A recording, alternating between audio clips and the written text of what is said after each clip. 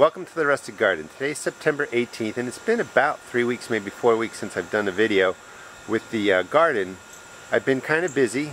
This year I've been really blessed with a garden that has stayed active through really this late into September. Usually disease and things really take care of the garden for me and production drops down. You can see, you know, even the tomatoes in the boxes, lots of tomatoes on there. The plants are dying back. We've been hit with high heat for the last 2 weeks here in September, which really hasn't helped the cool weather crops, and it's also killing out some of the tomatoes in the boxes for me, because I just haven't been able to keep up with them and keep things watered like I want to this month. I talked about starting stuff in seed cells. These are my greens. One of the best reasons to really start them in cells like this is because it saves you time. You can get them started on there maybe when you have an hour or so in your day and let them grow in there. I've transplanted them over to containers. I've pulled tomatoes out of here. So this will be my cool weather crops for September, October, maybe even into November if things go well. The problem has been, like I said, it's been really hot, so these aren't growing as well as I want them to, but they look pretty good. This is what my container garden looks like pretty candidly. You know, I have tomatoes that are just dropping off the dying plants. Still been harvesting cherry tomatoes off of this Riesentraub over there. That's a 4th of July. Have hot peppers growing, and coming right into here are my sweet potato vines that are doing well. So at some point I'll take out the plants and see if I got sweet potatoes. Let me just show you part of the garden over here. Some more cups of plants that I never really got into the ground, and they actually have been growing there the entire summer. There's rosemary and lavender that I want to get into some places. Coming down here I have my second wave of cucumbers, and you can see by the looks that that needs to be watered, and I've been really bad at taking care of the garden in the last couple of weeks because just a little bit tired out with gardening, but been busy with life, and actually I'm starting another YouTube channel. Cucumbers right in there. The kale looks good. Coming over here, more sweet potato plants. I have 3 containers worth. That's an experiment. Those are red hot cherry peppers. They're going to all get pickled and put into jars. Maybe I'll do a video on that. Back over there are more peppers. They're doing really well.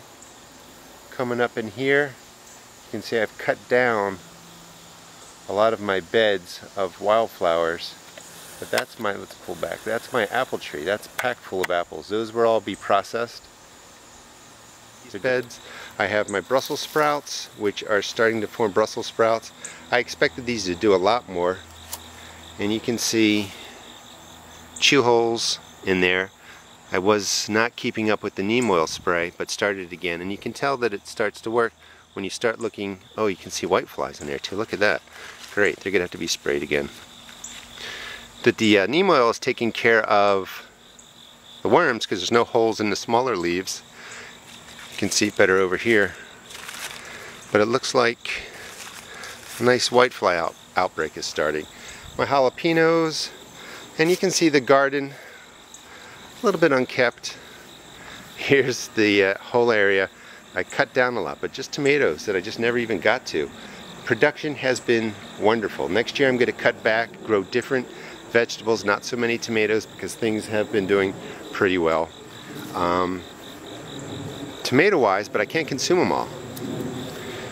Down in here I have some hot peppers.